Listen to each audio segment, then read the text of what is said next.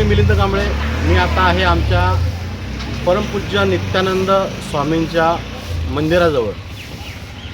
आमचं गणेशपुरी हे ठिकाण असं आहे की कोणी भुकेला आला तर बाबांच्या आशीर्वादाने त्याला 2 वेळचं जेवण मिळतं.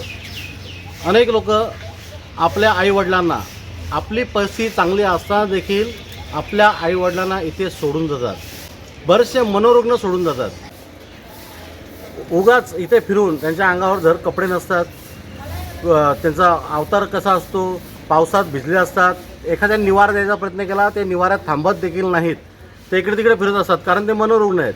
पण अमित राऊत यांनी विश्वस्त गणेशपुरी संस्थांचे यांनी चांगला उपक्रम राबवला इथे की जे मनोरुग्ण आहेत त्यांना खरोखर त्या रुग्णालयात नेऊन त्यांना उपचार करूया, भले नंतर आपण त्यांना इथे आणून बाबांच्या समाजस्थळी आणून ठेवूया.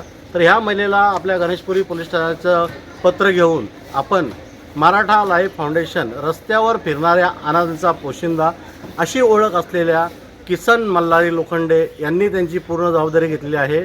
त्यांच्या आश्रमामध्ये आपण ह्या महिलेला, मनोरुग्ण महिलेला ठेवणार आहोत. तिची ट्रीटमेंट इथे करणार आहोत.